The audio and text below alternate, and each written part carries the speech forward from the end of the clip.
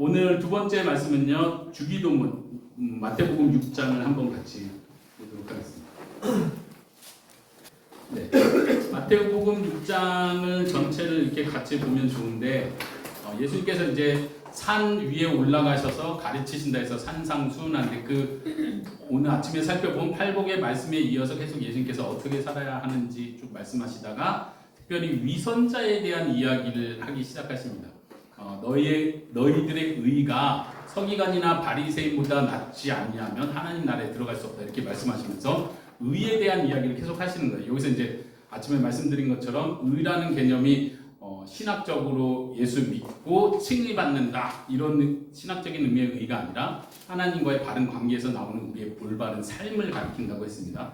근데 이제 바리새인 서기관들은 워낙 종교적이고 하나님에 대한 열심으로 율법을 지키는 사람들이었기 때문에 보통 사람들이 볼 때는 이 종교 지도자들이 하는 의는 굉장히 훌륭한 수준의 의였어요. 근데 예수님께서는 이들의 의보다 더 낫지 않으면 하나님 나라에 들어갈 수 없다 이렇게 말씀하시니까 굉장히 충격적인 말씀이었죠. 그러면서 6장으로 넘어와서 예수님께서 하시는 말씀이 그 사람들이 무엇이 잘못됐는지를 지적하는 그들의 의가 그들이 옳다고 행하는 그 행동들이 뭐가 잘못됐는지를 예수님께서 직접적으로 파고 들어가십니다. 그게 이제 6장부터 시작되는 부분이고요. 같이 읽을 말씀은 5절부터인데 1절부터 한번 같이 주기도문 들어가기 전부터 한번 같이 읽어볼까요? 1절부터 4절까지 먼저 봉독 같이 읽도록 하겠습니다. 시작! 사람에게 보이려고 그들에서 너희 의를 자자며 구비하라. 그리하지 않냐면 하늘에 계신 너희 아버지께 상을 받지 못하느니라.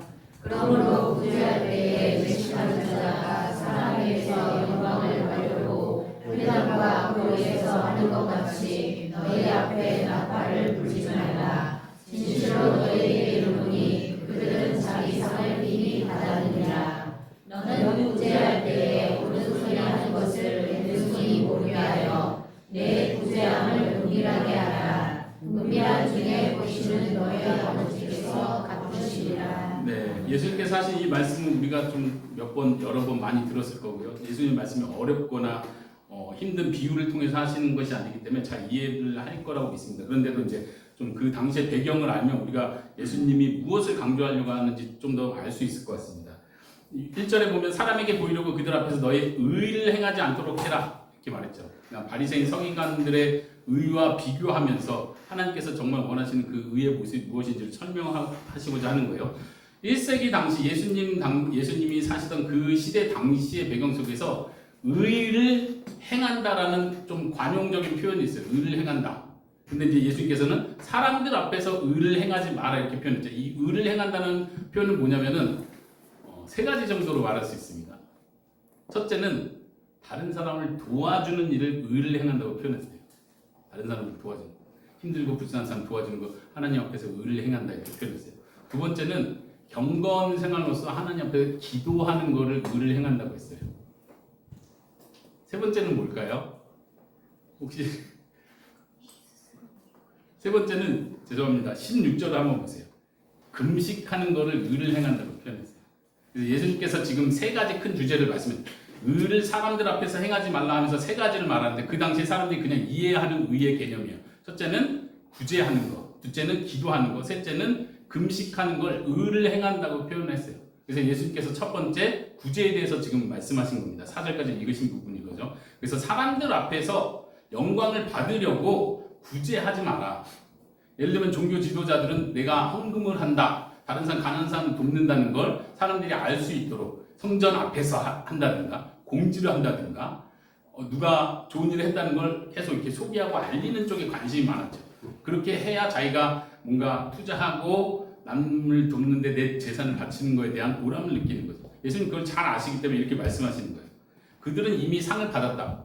우리 팔복에서 상급에 대한 얘기 하셨죠. 예수님께서는 너희 상이 하늘에 있다. 하늘에서 너희 상이 크다. 이렇게 말씀하셨죠. 근데 지금 반대되게 바리새인 서기관들, 의를 사람들 앞에 보이기 위해서 하는 사람들의 그 의는 이미 상을 받았대요.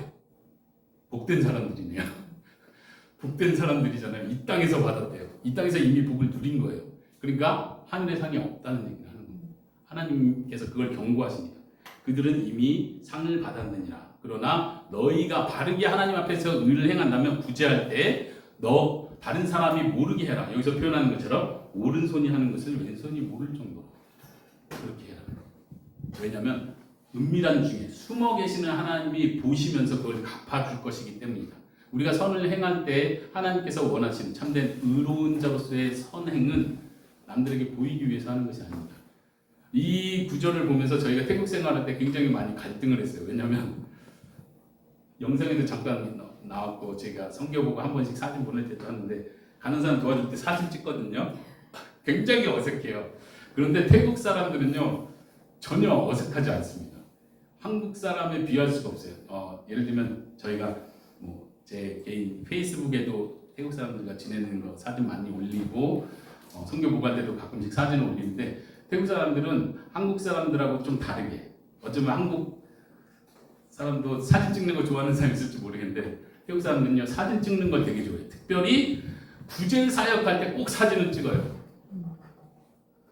그냥 구제 사역이라는 건 뭐냐면 교회에서 한다는 얘기가 아니라 저희 마을 얘기입니다. 저희 마을에서 힘든 사람이 있어서 쌀을 갖다 준다든가 혹은 정부에서 나와서 뭐 동사무소 이런 데서 나와서 물품을 갖다 줄 때 꼭 사진을 찍어요. 때로는 이제 현금으로 주기도 하거든요. 저희도 이제 아픈 분이 계셔가지고 이렇게 저희를 중간 역할 해주는 현지인분 도움을 받아서 아픈 분한테 방문하면서 이렇게 좀 현금을 이렇게 드리려고 하는데 항상 사진을 찍어요. 저희 굉장히 이렇게 주면서 어색한데도 사진을 꼭 찍어야 돼요. 문화가 그렇습니다. 문화가. 저희가 여기 오기 전 몇 주 전에도 장례식이 있어서 저희 마을에 이제 큰 절이 4개가 있는데 그 장례식은 항상 절에서 하게 돼요. 화장을 하고 마을 사람들이 대부분 다 모여서 저희 갔을 때 한 100여 명 정도의 사람들이 한 사람 장례식을 위해서 이렇게 앉아 있어요. 저희도 또 마을 사람인데 그동안은 몇 번 돌아가시는 분 계셨는데 안 갔다가 이번에 좀 친분이 있고 해가지고 저희가 성의를 표시하기 위해서 또 봉투를 준비해가지고 이거 어디에 언제 드려야 되냐 물어보면서 갔더니 이게 쫙 앉아 있는데 저희 이름을 불러요. 이게 사회자가 따로 있어요. 장례식에 사회자가 계속 뭐 이것저것 하다가 아짠된 제가 아짠된이면 아짠된 나오시겠습니다. 김선희 해가지고 나와가지고 거기 상주한테 상주 계시고 저희 나와가지고 이렇게 봉투를 주면서 사진을 또 찍거든요. 이게 너무 어색한 거예요. 근데 여기서는 구제 사역 하나하나가 어떻게 보면 예수님께서 경고하시는 것과 비슷한지 모르겠습니다. 잘 보십시오. 태국에서는 공덕 쌓는 게 굉장히 중요합니다. 아시죠? 불교 문화권이기 때문에 모든 행위 자체가 덕을 쌓는 문제예요. 그래서 때로는 아까 영상에서도 소개한 것처럼 할머니가 할아버지가 돌아가셨는데 손주들이 스님이 돼요. 스님이 돼서 절에서 이렇게 훈련받는 그 기간이 최고의 공덕을 쌓는 거예요. 그러니까 본인은 안 가면서 자기 아들, 손주를 절로 보내가지고 아들들 보내가지고 거기서 말하자면 헌신하게 하는 거죠. 며칠 길면 이제 몇 달을 할 수도 있고. 그러니까 공덕 쌓는 게 굉장히 중요하기 때문에 모든 행위를 다 증거를 남기려고 하는지 모르겠어요. 예수님께서 그거를 지금 경고하고 계세요. 우리 그리스도인들은 복음을 전한 사람들은 이걸 자랑하면서 구제하는 사역 이거 굉장히 조심해야겠죠. 그러면서 저희가 이 말씀을 볼 때 굉장히 고민을 하게 돼요. 우리 사진 찍지 말아야 되나? 성경 복음은 어떻게 해야 되나? 하여튼 예수님께서 지금 여기서 말씀하시는 건 사람에게 보이려고 하는 행위, 내가 인정받으려고 하는 행위, 하나님이 날 인정해 주는 게 아니라 그거는 둘째고 나는 사람들이 날 칭찬해 주는 걸 원하고 나를 높이 평가해 주는 걸 좋아해. 이런 태도로 구제하지 말라는 거. 이건 하나님께서 싫어하시는 거라고 말씀하시는 겁니다. 두 번째가 오늘 이제 읽는 기도에 대한 주기도문이 포함된 그 기도의 내용이라는 거 보시고요. 먼저 잠깐 16절 그 뒤를 보시겠습니다. 16절부터 18절까지 금식에 대한 얘기죠. 여기서도 예수님께서 똑같은 패턴으로 말씀하십니다. 제가 읽어볼게요. 금식할 때 외식하는 자처럼, 그러니까 위선자처럼 슬픈 기색을 보이지 마라. 오늘날 한국교회는 이제 금식하는 사람이 별로 없어서 이게 경고의 말씀이 잘 안 먹히는데 예전에는 금식 한번 하면은 티를 내고 그랬거든요. 그런 사람들이 있었습니다. 근데 또 이 말씀을 또 잘 아니까 또 티는 안 내는데 누가 날 알아줬으면 좋겠고 이런 갈등들이 항상 있었어요. 제 얘기는 갈등들이 있었습니다. 예수님께서 지금 여기서 똑같은 패턴으로 말씀하시는 건 사람들에게 보이려고 경건, 의를 행하지 말라는 얘기예요. 관심은 하나, 하나님이 보신다. 여기서 계속 표현하죠. 은밀한 중에 보시는 하나님께서 갚으신다. 그러니까 우리의 마음의 초점이 어디 있어야 된다는 거예요? 하나님께서 갚으신다. 내가 상을, 칭찬을 이 땅에서 받지 않는다. 아까 팔복과 똑같은 개념으로 예수님께서 설명하고 계시다는 걸 보면 좋을 것 같습니다. 오늘 주기도문도 그 맥락 안에서 보는 것이 굉장히 중요합니다. 한번 5절부터 같이 볼까요? 5절부터 주기도문이 시작되는 그 바로 전까지, 네, 8절까지죠. 5절부터 8절까지 한번 같이 읽어주세요. 시작. 또 너희는 기도할 때 외식하는 자와 같이 하지 말라. 그들은 사람에게 보이려고 회당과 큰 거리 어귀에 서서 기도하기를 좋아하느니라. 내가 진실로 너희에게 이르노니 그들은 자기 상을 이미 받았느니라. 너는 기도할 때 내 골방에 들어가 문을 닫고 은밀한 중에 계신 내 아버지께 기도하라. 은밀한 중에 보시는 내 아버지께서 갚으시리라. 또 기도할 때 이방인과 같이 중언부언하지 말라. 그들은 말을 많이 하여야 들으실 줄 생각하느니라. 그러므로 그들을 본받지 말라. 구하기 전에 너희에게 있어야 할 것을 하나님 아버지께서 아시느니라. 네, 예수님께서 의를 행하되 사람들 앞에 보이려고 하지 말라 하시면서 두 번째로 기도에 대한 말씀하시는 거예요. 여기서도 똑같은 패턴이라는 걸 알 수 있습니다. 사람들에게 보이려고 회당이나 큰 거리에서, 이거는 그 당시 종교 지도자들이 하던 행위들이에요. 관습이에요. 시간이 되면 어디에 가다가 시간이 되면 시간이 됐기 때문에 하나님 앞에서 시간을 바친다고 그 자리에서 기도를 하는 거예요. 굉장히 경건한 모습이죠. 그런데 예수님은 그거를 지적하고 있는 거예요. 다른 사람들 다 칭찬하고 존경하고 있는 그 종교 지도자들의 모습을 지적하면서 그렇게 하지 마라. 그리고 도리어 골방에 들어가서 문을 닫고 은밀한 중에 숨어서 보시는 그 하나님께만 보이도록 해라. 하나님이 인정하시면 그것이 제일 중요한 거예요. 이 땅에서 대가나 칭찬을 받으려고 하지 마라라고 말씀하시는 거죠. 위선자 같이 되지 말라는 얘기입니다. 그리고 추가해서 예수님께서 7절부터는 또 기도할 때 이렇게 하지 말라 하십니다. 중언부언하지 말라. 이 부분도 오늘 주제는 아니기 때문에 빠르게 넘어갑니다. 중언부언 한다는 건 여기서 예수님이 표현하시는 것처럼 이방인들이 하는, 이교도들이, 유대인들 빼고 이교도들이 하는 기도의 패턴이에요. 그건 뭐냐면은 계속 그냥 중얼중얼 뭐라고 말을 하는 거죠. 주문을 외우는 것처럼 하기도 하고, 말을 어쨌든 길게 계속 뭔가를 내뱉음으로써 신을 감동시킨다는 기본적인 기도 개념을 가지고 있어요. 예수님께서 말씀하시는 것처럼 말을 많이 해야 신이 들어줄 거라는 이방인들의 기도 습관을 그대로 여기서도 하지 마라. 오늘날 이것도 우리가 들어야 될 말씀이겠죠. 너무 말을 안 해서 문제인가요? 기도가 너무 짧아서 문제인가요? 좀 말을 많이 하고 돌아가셔야 되는데, 하나님 제 마음 아시죠? 하고 예배당을 떠나시면 안 돼요. 진심으로. 여기서 지금 예수님이 강조하는 건 이방인들이 아무 생각 없이 하나님과의 어떤 인격적인 관계도 없이 하나님과 대화하는 것도 아니고 그냥 자기 혼자 막 기도 제목 나열하듯 쭉 하고 mid나이다 하고 뚝 가지 말라는 거예요. 이것도 저희가 태국 생활하면서 많이 보는 모습이에요. 이 사람들은 완전 습관화가 돼 있어서 무슨 일을 하든 다 기도와 연관돼요. 절에 가서 하게 되고, 생일을 맞든 어떤 뭐 졸업이든 입학이든 좋은 일이 있으면 다 절에 가가지고 스님한테 드릴 거 드리고 거기서 기도받고 축복받고 이런 게 완전 생활화돼 있어서 뭐든지 기도와 연관됩니다. 우리 기독교인의 기도는 뭐가 달라야 합니까? 다른 사람에게 보이는 것이 아니라 하나님과 나와의 관계 문제에서 기도가 이루어져야 된다는 걸 말합니다. 그렇지 않다면 우리는 그냥 말을 많이 하고 사람들에게 보이는 식의 기도가 될 수 있다는 거죠. 이걸 경고합니다. 그리고 나서 오늘 본문, 오늘 같이 살펴볼 본문 주기도문이 나옵니다. 이 맥락 가운데 주기도문을 설명하는데, 제가 주기도문은 아까 팔복 설교하듯이 이렇게 한 절 한 절 강의하지는 않겠습니다.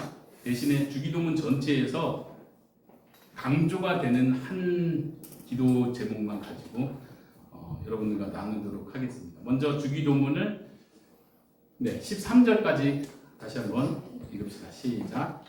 이렇게 기도하라. 하늘에 계신 우리 아버지여, 이름이 거룩히 여김을 받으시옵며 나라가 임하시옵며 뜻이 하늘에서 이루어지듯이 하늘에서도 오늘 우리에게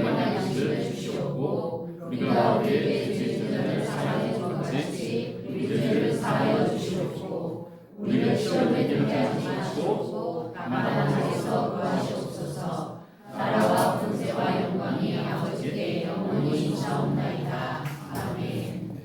그 마지막 13절 마지막 부분에 가로하고 가로 안에 나라와 권세와 영광이 아버지께 영원히 있사옵나이다. 아멘. 이 부분은 가로된 이유는 후대에 붙여진 표현이기 때문에 그렇습니다. 예수님을 따르던 예수님의 제자들 초대교회에서 기도문으로 사용하기 위해서 후대에 붙여진 내용이에요. 그래서 예수님께서 실제로 하신 말씀은 13절 악에서 구하시옵소서 하라 하고 이렇게 가르쳐 주신 겁니다. 예수님께서 기도를 어떻게 해야 되는지를 모범으로서 보여주신 내용이에요. 그래서 우리가 모든 교회에서 주일마다 가능한 대로 또 자주 주기도문을 우리가 읽고 기도를 합니다. 예수님께서 이 주기도문에서 강조하신 정말 중요한 핵심 사상이라고 해야 될까요? 예수님께서 강조하고 싶어 하시는 구절은 무엇일까요? 한번 먼저 생각해 보시겠습니까? 제가 답은 말씀드리겠지만 먼저 한번 생각해 보시겠습니다. 예수님께서 아까 우리가 같이 살펴본 이 문맥 속에서 외식하는 자 되지 마라, 사람들에게 보이려고 하지 마라 하면서 기도 얘기하시고 국제 얘기하시고 금식 얘기하셨는데 그러면서 주기도문이라는 것을 가르쳐 주셨어요. 그렇다면 예수님께서 여기서 제일 강조하고 싶었던 구절은 무엇일까요? 보통 이제 주기도문을 설교하거나 강해를 하면은 9절부터 시작해서 하늘에 계신 우리 아버지의 호칭, 이름이 거룩히 여김을 받으시는 것, 뜻이 이루어지는 것, 하나님의 나라, 땅이만 이렇게 하나하나 한 구절을 다 설명해서 풀어주잖아요. 네, 그렇게 많이 하시는데 저는 그렇게 하지 않고 이 주기도문 전체에서 예수님이 강조하려고 하는 그 핵심이 어디 있는지 찾아보려고 합니다. 물론 다 중요한 표현이에요. 그런데도 불구하고 예수님께서 강조하시고자 하는 부분이 아주 분명히 있습니다. 이건 제가 그냥 생각해서 내 느낌에 그런 것 같다가 아니라 이 문맥 속에서 보면 자연스럽게 예수님께서 강조하는 게 나옵니다. 그게 뭐냐면 외식하는 기도를 하지 말라는데 그 핵심이 있어요. 그러겠죠? 지금 문맥이 그러니까. 근데 우리가 주기도문을 하면서 외식하는 자처럼 기도할 때가 굉장히 많다는 거 우리는 깨달아야 됩니다. 문맥은 의를 행할 때, 기도를 할 때 외식하는 자처럼 사람들에게 보이는 패턴으로 하지 말라라고 가르쳤는데 우리는 주기도문을 매주 혹은 자주 반복하면서 무의식적으로 계속 이렇게 예수님이 하지 말라는 식의 기도를 하고 있다는 얘기입니다. 그거를 경계하셔야 됩니다. 먼저 이 말씀을 드릴게요. 1세기 당시 유대인들의 기도에 대해서 좀 우리가 알면 도움이 됩니다. 유대인들이 기도를 했겠죠? 그들도 기도문이 있었습니까? 당연히 있었겠죠. 그리고 이제 누가복음이나 다른 복음서에 보면은 제자들이 예수님의 제자들이 예수님께 와서 주기도문, 누가복음에도 주기도문 비슷한 구절들이 그대로 나오거든요. 그때는 이제 제자들이 예수님께 와서 요한의 제자들도 기도를 가르쳐 줬는데 예수님 우리에게도 기도를 가르쳐 주세요. 그러니까 요한의 제자들도 기도문이 있었고 유대인들도 당연히 기도문이 있었습니다. 그 당시에 기도문이 있었어요. 그 당시에 기도문이 좀 궁금하지 않습니까? 그래서 저도 궁금해서 열심히 찾아봤어요. 근데 그 당시에 기도문 형태로 남아있는 건 아무것도 없습니다. 하지만 이제 1세기가 지나고 나서 초대 교회 이후에 유대인들의 기도문 패턴이 기록으로 남아있는 고고학 자료들이 있습니다. 이제 그걸 근거로 예수님 당시에도 이런 기도를 당연히 했겠구나 유대인들이 회당에서 혹은 그들의 일상에서. 그래서 보통 두 가지를 얘기합니다. 회당에서 기도하던 기도문을 카디시라고 이름을 붙였어요. 그리고 일상에서 기도하는 기도문을 아미다라고 표현합니다. 이건 뭐 용어는 중요하지 않고요. 근데 여기에 발견되는 기도문과 예수님이 가르쳐 주신 기도문을 비교해 보면 굉장히 재밌습니다. 한번 비교해 볼까요? 어땠을 것 같습니까? 1번, 2번. 1번은 굉장히 비슷했을 것 같아. 2번. 굉장히 달랐을 것 같아. 충격적으로 달랐을 것 같아. 1번일까요? 2번일까요? 1번 손 들어 보시겠습니까? 네, 적응 못하시죠? 비슷하면서 달랐을 것 같아요. 비슷하면서 달랐다. 중립. 좋아요. 아주 안전한 선택입니다. 맞습니다. 근데 포인트는 비슷하다는 데 있어요. 제가 한번 읽어줄게요. 먼저 그 회당에서 하는 기도와 일상에서 하는 기도는 두 개를 제가 가져왔는데요. 이렇게 나옵니다. 그분의 큰 이름이 하나님을 가리키죠. 하나님의 큰 이름이 높여지고 거룩히 여김을 받으시며 그분의 나라가 너희 삶과 너희 날들 가운데 임하게 하시며. 유대인들이 항상 하던 기도예요. 예수님께 특별한 걸 바라면서 저에게도 예수님의 기도를 가르쳐 주십시오 했는데 예수님은 그냥 유대인들이 하는 기도를 똑같이 지금 얘기했잖아요. 특별히 다른 점을 붙였겠죠. 그 다음에 일상에서 하는 기도에는 이런 내용이 있습니다. 잘 들으세요. 우리 아버지여, 우리가 죄를 지었으니 우리를 용서하소서. 우리를 환난에서 구원하소서. 우리의 필요를 채우소서. 유대인들이 하는 기도입니다. 그럼 예수님의 제자들은 뭐라고? 예수님 좀 특별한 거 없어요? 우리 좀 특별한 제자들 아닙니까? 예수님 뭘 강조하려고 이 얘기를 하셨나요? 충격적이지 않습니까? 우리는 저도 어릴 때 목사님께서 주기도문 강해를 쭉 하시면 제일 첫 번째 우리 아버지요, 이거는 정말 특별한 이 하나님과의 관계를 표현한다. 유대인들도 다 하던 기도, 일상에서 이 표현은 하나님의 나라가 이거는 엄청난 이름이 이거 엄청난 기도. 유대인들이 다 하던 기도예요. 그러니까 이 핵심을 찾아야 된다는 그거예요. 뭐가 다르지? 예수님이 뭘 가르치시려고 주기도문을 했고 우리는 지금도 주기도문을 하고 있지? 한번 찾아보실 수 있겠습니까? 제가 한번 다시 읽어볼게요. 주기도문하고 한번 비교해서 들어보십시오. 그분의 큰 이름이 높여지시고 거룩히 여김을 받으시며 그분의 나라가 너희 삶과 너희 날들 가운데 임하게 하시며 우리 아버지여 우리가 죄를 지었으니 우리를 용서하소서. 우리를 환난에서 구원하소서. 우리의 필요를 채워주소서. 누가 예수님의 강조점은 이거를 예수님 우리 딸들이 지금 막 흥분했어요. 알고 있는 제가 태국에서 이미 강의를 설교를 했기 때문에 시험에 들게 마시며 이게 빠져있죠. 환난에서 구원하소와 같은 문장인 것 같아요. 또 제가 단지 유대인의 기도와 비교해서 예수님의 강조점이 여기 있다고 말하는 게 아니에요. 그게 중요한 게 아니라 예수님이 기도를 가리키시면서 강조하려고 했던 부분은요. 예수님은 반복을 하세요. 잘 보세요. 14절, 15절. 14절, 15절. 너희가 사람의 잘못을 용서하면 너희 하는 아버지께서도 너희 잘못을 용서하시려니와 너희가 사람의 잘못을 용서하지 아니하면 너희 아버지께서도 너희 잘못을 용서하지 아니하시리라. 그리고 나서 16절에 금식할 때 하고 들어갑니다. 무슨 말이냐면 지금 의를 행할 때 사람들 앞에서 행하지 말라 하면서 세 개 주제를 얘기한다고 했잖아요. 구제할 때, 기도할 때, 금식할 때. 근데 기도할 때에 대한 그 가르침을 좀 길게 하신 거예요. 그러면서 주기도문이 들어갔는데 주기도문 자체에선 특별한 게 하나도 없는 거예요. 제자들 입장에서는. 근데 예수님이 주기도문에서 조금 다른 점을 그 뒤에 설명을 해주세요. 그게 14, 15절입니다. 우리가 주기도문 할 때 이거를 잊어버리면 안 돼요. 아주 심각합니다. 아까 오전 예배 시간에 끝날 때 주기도문 찬양하셨죠? 그때 이 부분이 빠져있는 거 아세요? 용서에 대한 이야기가 주기도문 노래에는 빠져있어요.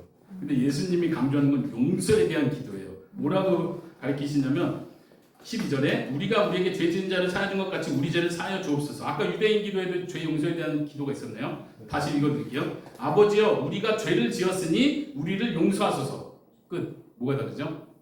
예수님의 강조점이 뭐냐면 우리는 다른 사람의 죄를 용서해 주니까 아버지 우리를 용서해 주세요. 이렇게 기도하라고 가르친 거예요. 그리고 나서 14, 15절을 설명하는 거예요. 너희가 다른 사람의 잘못을 용서하면 하나님이 용서해 주지만 너희가 다른 사람의 잘못을 용서 안 하면 하나님 아버지는 너희 잘못을 용서하지 않는다. 이게 예수님의 강조예요. 이해되시죠? 공감하시죠? 이건 100% 이건 예수님의 강조점이에요. 제가 만든 게 아니라.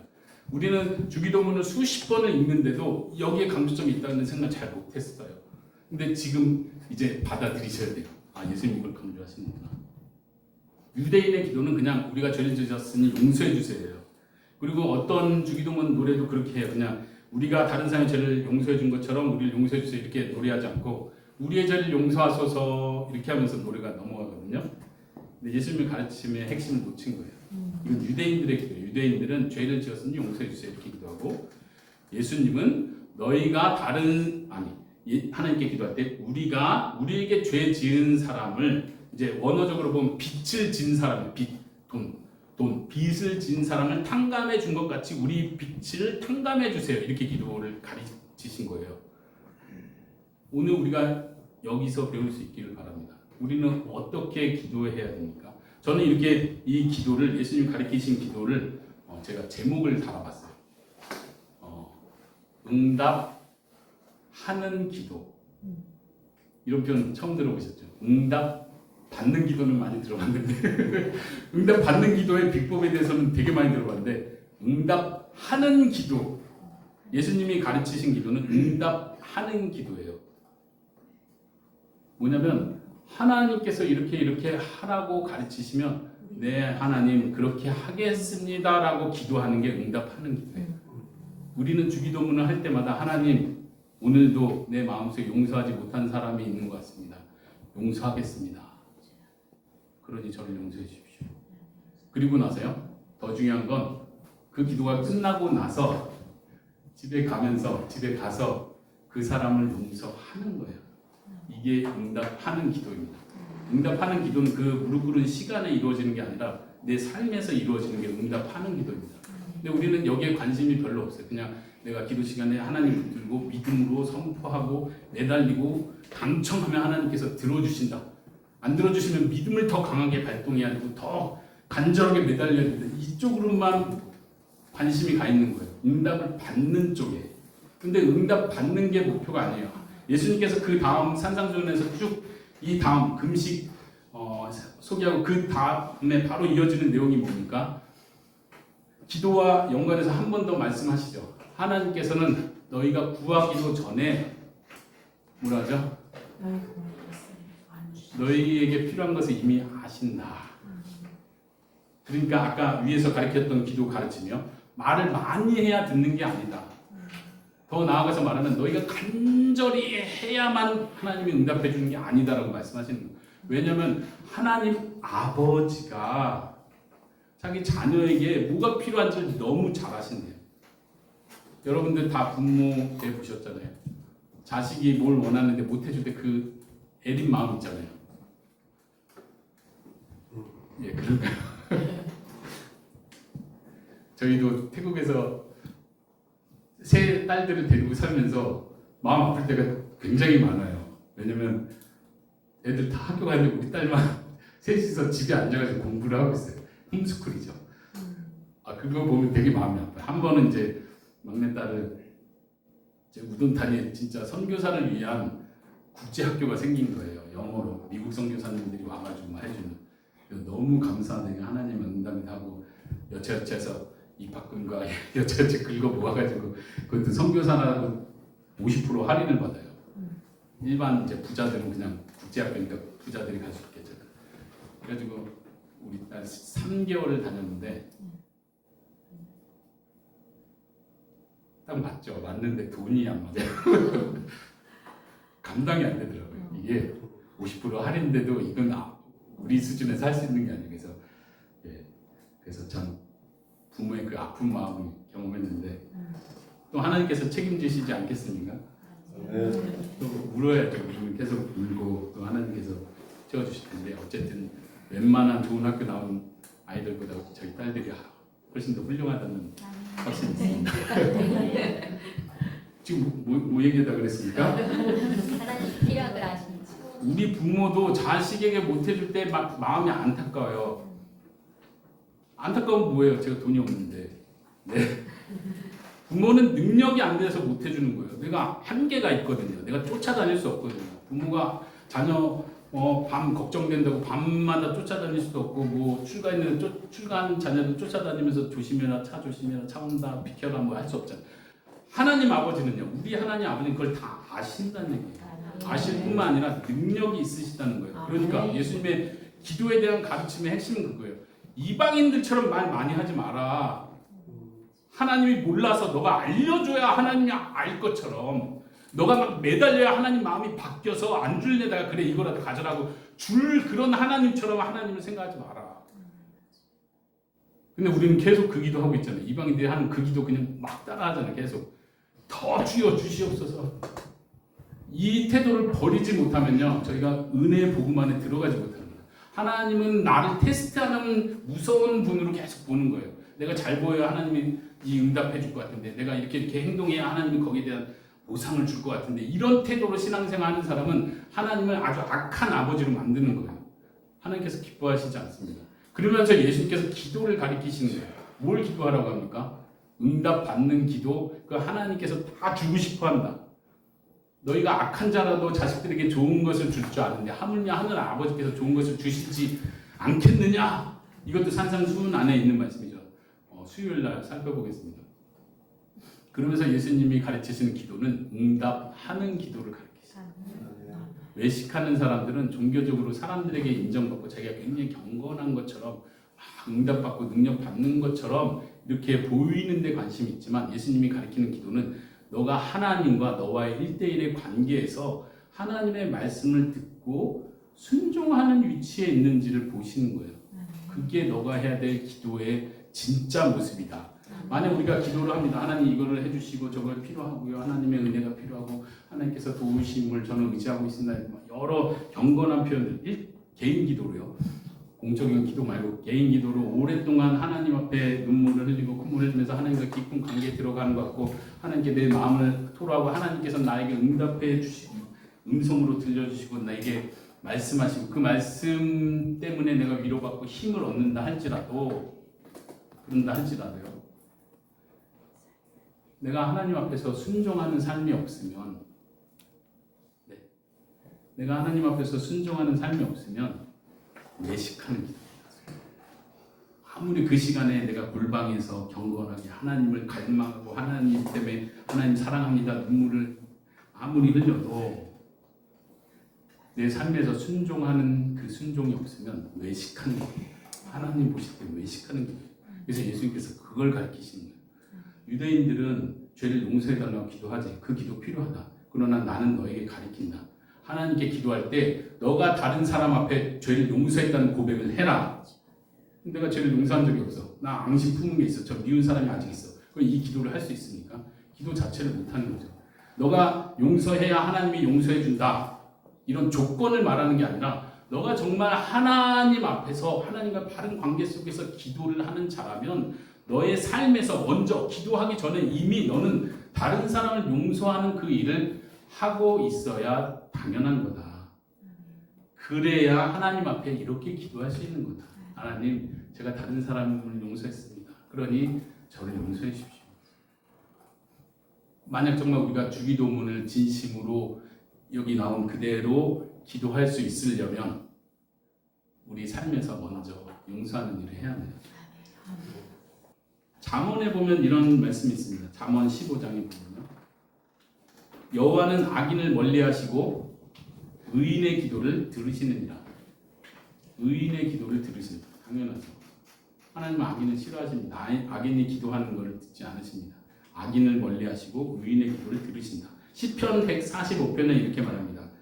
그는 자기를 경외하는 자들의 소원을 이루시며 하나님께서는 자기를 경외하는 자들의 소원을 이루시며 또 그들의 부르짖음을 들으시사 구원하리로다. 여호와께서 자기를 사랑하는 자들은 다 보호하시고 악인들은 다 멸하시리로다. 굉장히 평범한 고백인 것 같지만 지금 이 시편의 저자는 지금 하나님 앞에 자신의 기도 생활을 되돌아보면서 이렇게 고백하는 거예요. 하나님께서는 하나님을 경외하는 자들의 소원을 들어주신다. 이거 지금 아까 제가 잘못됐다고 표현한 기도 응답을 받는 조건으로서 생각하지 마세요. 지금 기도 응답 받는 방법을 설명하는 게 아니에요. 그러니까 기도 응답 받으려면 의인이 돼야 되고 경외하는 자가 돼야 되고 하나님을 사랑하는 자가 돼야 돼. 그래야 응답해 주셔. 이렇게 하는 태도가 진짜 나쁜 태도예요. 예수님은 그걸 가리키는 게 아니에요. 하나님은 자신의 백성의 기도를 들어주길 너무 원하시는 분이에요. 이 전제에서 빗나가고 기도가 시작되면 잘못된 기도예요. 이방인들이 하는 기도예요. 그런데도 불구하고 가리키는 건 의인의 기도를 들으신다. 하나님을 경외하는 자의 그 삶을 보시고 기쁘게 응답해 주신다. 자기를 사랑하는 자들을 보호하시고 악인들은 멸하신다. 우리가 악인에 속해 있지는 않습니까? 아까 팔복에서 얘기한 것처럼 그리고 우리가 앞으로 계속 산상수훈의 내용을 살펴보겠지만 우리의 행위가 하나님의 기준에 너무 못 미친다는 거 우린 잘 압니다. 그럼에도 불구하고 우리는 하나님의 은혜와 사랑을 생각할 때 내가 하나님을 닮아야지. 하나님도 나를 이렇게 용서하셨는데 나도 저 사람을 용서해야지 하는 태도를 갖는 것이 우리의 기본적인 기도자의 삶의 태도입니다. 야고보서는 어떻습니까? 야고보서 5장에서 이렇게 표현해요. 그러므로 너희 죄를 서로 고백하며 병 낫기를 위하여 서로 기도하라. 의인의 강구는 역사하는 힘이 많으니라. 기도 응답 받는 비법을 가리키는 것이 아니라요. 하나님께서 원하시는 우리 기도자의 삶을 가리킵니다. 간절히 기도는 하는데 뭔가 목표를 두고 기도 응답받기 위해 간절히 기도를 하는데 우리의 삶은 하나님이 원하는 삶과는 그냥 좀 동떨어져 있어. 내 욕심을 챙기고 아까 팔복에서 말한 것처럼 그러한 애통하며 의에 줄여 있고 하나님을 갈망하고 마음이 가난해 있지 않아. 그냥 내가 하고 싶은 거 하고 내 이기적으로 하고 내 욕심대로 살아가고 있어. 그러면서 어떤 문제가 생겨서 하나님께 매달릴 때 어떤 비법을 사용하면 하나님께서 응답해 주는 것이 아닙니다. 하나님은 우리의 삶을 그냥 보십니다. 그리고 그 삶이 하나님 앞에 합할 때 하나님은 기쁘게 응답하십니다. 그리고 그러한 사람은 하나님의 뜻이 이루어지는 것이 자신의 관심사이기 때문에 내가 원하는 그 방식의 기도가 응답되는 걸 기도 응답이라 생각하지 않습니다. 하나님의 뜻이 이루어지옵소서. 그리고 그 상황이 주어졌을 때 하나님께서 원하시는 뜻이 이루어졌다는 걸 본인이 깨닫습니다. 그게 다른 사람들을 볼 때는 더 안 좋은 상황일 수도 있어요. 다른 사람이 볼 때는 더 문제가 더 커졌다고 볼 수도 있어요. 그런데 기도하는 그 사람은 압니다. 하나님께서 나에게 가장 선한 것을 주고 계시구나. 이것을 확신할 수 있습니다. 한번 생각해 봅시다. 그러면 예수님께서는 왜 그 많은 목록들 중에 우리가 행해야 될 중요한 목록들 중에 용서 하나를 딱 집어서 이게 제일 중요하다고 말씀하셨을까요? 사랑하라 뭐 이렇게도 할 수 있었을 것 같아요.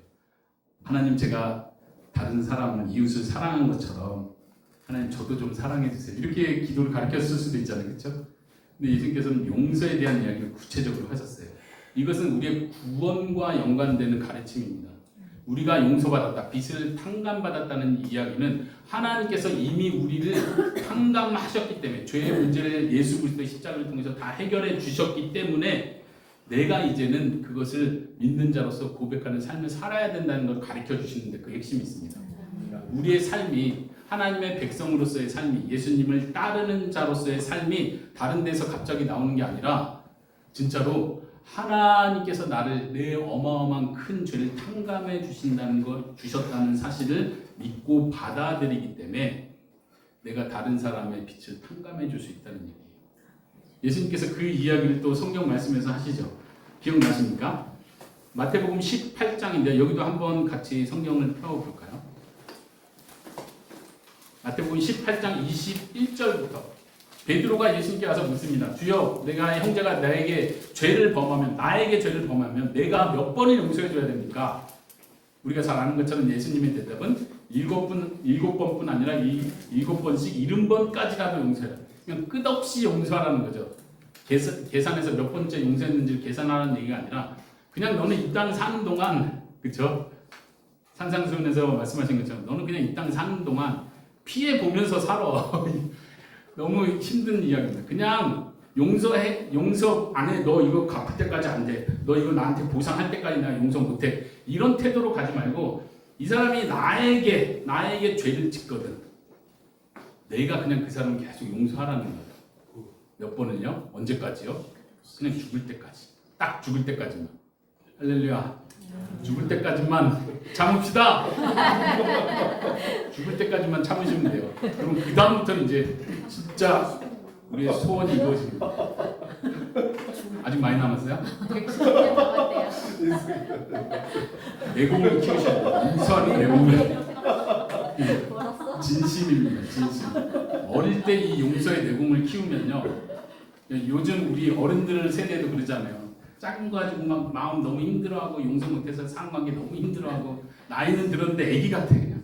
애들은 그냥 싸움을 이렇게 하다가 그리고 금방 친해져서 다시 놀고 있는데 어른들은 이게 너무 인생을 힘들게 해서 어릴 때 용서하는 내공을 잘 쌓아놓으면 신앙적으로 하나님의 은혜를 기억하면서 어릴 때 친구를 용서하고 엄마를 용서하고 그렇죠? 아빠도 용서해주고 용서해주는 내공을 키우기 시작하면 어른이 돼서는요 용서하는 게 어렵지가 않아요. 여러분들 용서하는 거 어렵죠? 어릴 때 훈련되면요 용서가 어렵지가 않아요. 난 그냥 받은 사랑을 그냥 전할 뿐이지 내가 받은 게 얼마나 큰데 예수님께서 마태복음 18장에서 비유를 말씀하십니다. 탕감받은 종의 비유를 말씀하시죠. 한 임금께 10,000달란트 빚진 종이 있었습니다. 10,000달란트는 뭐 자꾸 오늘날 계산하면 얼마다 하는데 어쨌든 중요한 건 못 갚는 수준의 돈이에요. 여러분들이 생각하는 내가 평생 뼈 빠지게 일하고 죽었다가 또 두 번째 태어나서 또 뼈 빠지게 일하고 이걸 몇 번을 반복해도 못 갚는 그 금액이라고 생각하시면 돼요. 그런데 왕이 임금이 그 사람의 빚을 완전 탕감해 줬어요. 왜냐하면 못 갚는 거 아니거든요. 이건 불가능. 이 사람의 수준에서 이 돈은 못 갚는 거거든요. 그러니까 왕이 은혜와 자비를 베풀어서 탕감해 줬습니다. 근데 그 탕감받은 면제받은 그 종이 자기 동료 종에게 찾아가서 뭐라고 하죠? 100데나리온 빚진 자를 잡아놓죠. 감옥에 잡아놓죠. 갚을 때까지 감옥에 잡아놓죠. 100데나리온은 또 얼마일까요? 이제 비교를 하자면 그런 거예요. 금액이 중요한 게 아니라 그렇게 작은 돈은 아니에요. 몇 달을 일해야 되는 돈이에요. 어쩌면 몇 년이 걸릴 수도 있는데 어쨌든 뼈 빠지게 일하면 갚을 수는 있어요.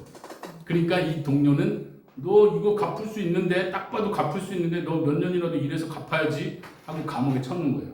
감옥에 쳐놓으면 어떻게 갚을지는 모르겠지만 나가서 일하게 해야 되는데 뭐 너 주위의 사람들 인질로 잡은 건가? 주위 사람들 다 돈 끌어모아서 일단 갚게 해. 그러면 감옥에서 나올 수 있게 할 거야. 그랬더니 왕이 이 소식을 다른 종들 통해서 듣고 어떻게 합니까? 그 처음 종을 다시 불러다가 왕이 말을 합니다.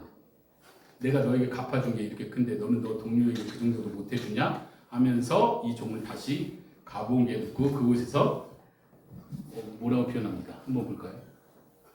32절 33절 보세요.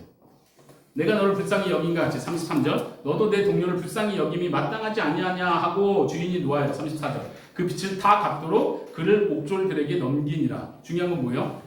못 갚는데 여기서 그렇게 말합니다. 빚을 다 갚도록 그를 옥졸들에게 넘기니라. 이 사람은 인생이 끝난 거예요. 거기서 이 비유로 따지면 이제 갚을 수 없는 상황으로 처해진 거예요. 영적인 우리의 신앙의 원리로 따지면 지옥에 갈 겁니다. 너무 충격적이지 않습니까? 용서하지 않으면 지옥에 간다는 얘기를 예수님이 대놓고 하시는 거예요. 놀라시죠? 나 용서 못한 사람이 진짜 있는데 마음에 이 웅얼이 진 사람 있는데 생각나는 사람 있습니까? 빨리 용서하시기 바랍니다.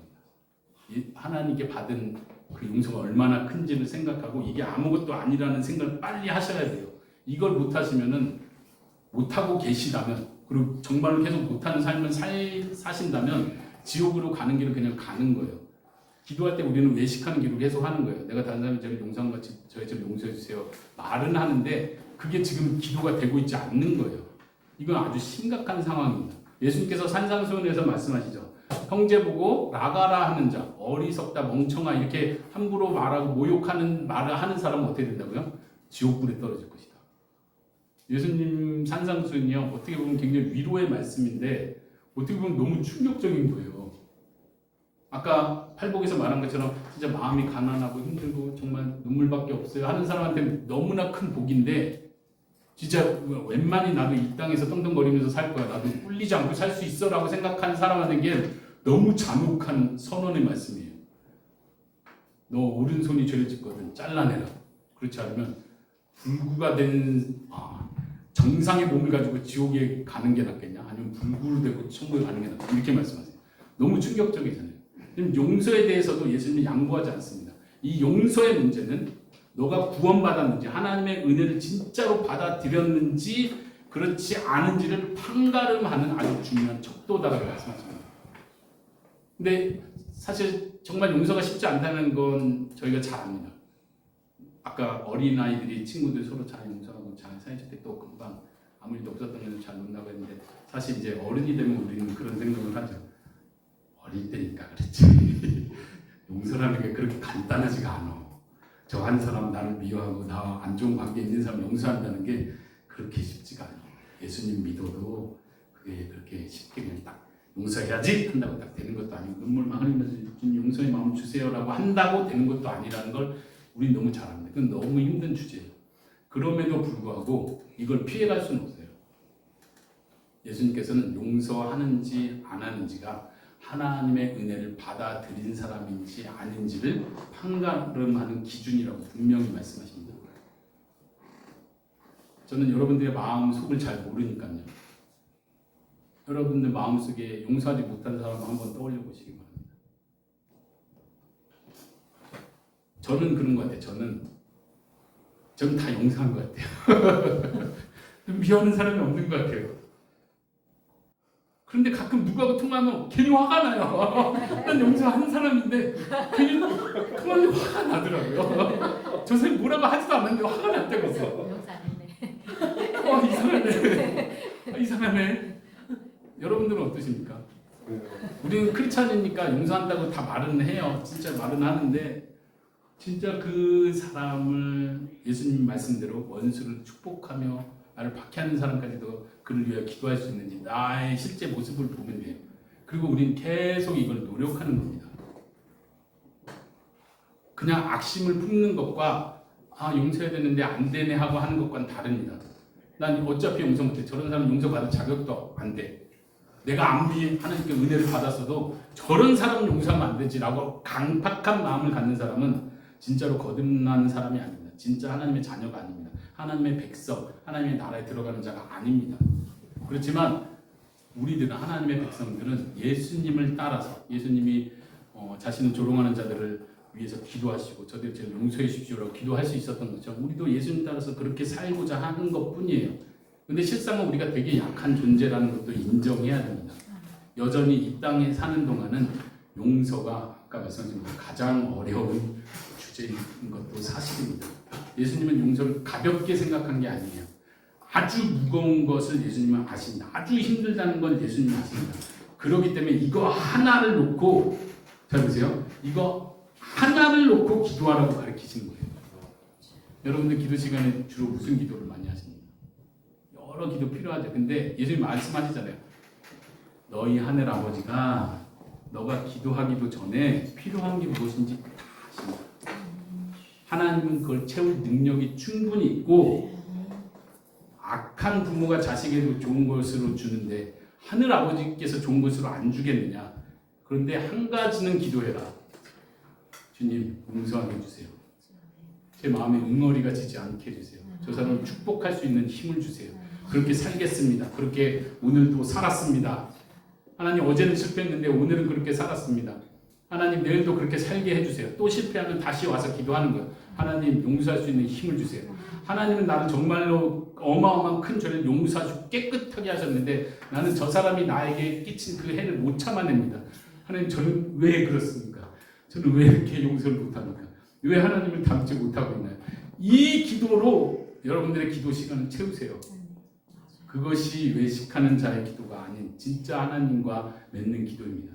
문제는 우리 속에 있습니다. 저 사람한테도 있겠지만 저 사람의 문제를 보고 용서하는 애 만에를 따지지 마시고 나를 보시라는 거예요.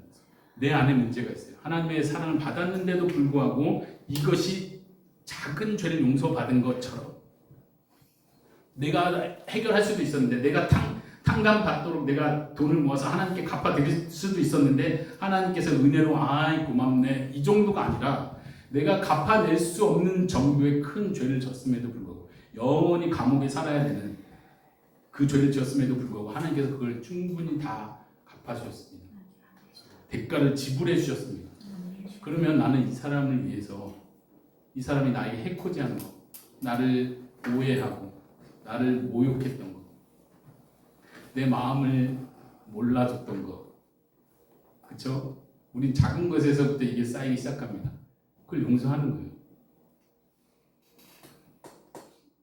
제가 몇 번 물된 동산에서 설교할 때마다 몇 번 강조했던 표현인 것 같은데 우리는 부부 관계를 피해갈 수 없습니다.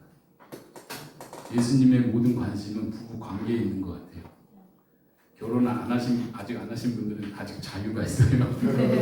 이 어려움에 아직 들어가지 않았어요. 그렇지만 결혼 생활을 하면서부터 이제 이 예수님 말씀한 용서의 훈련이 들어갑니다.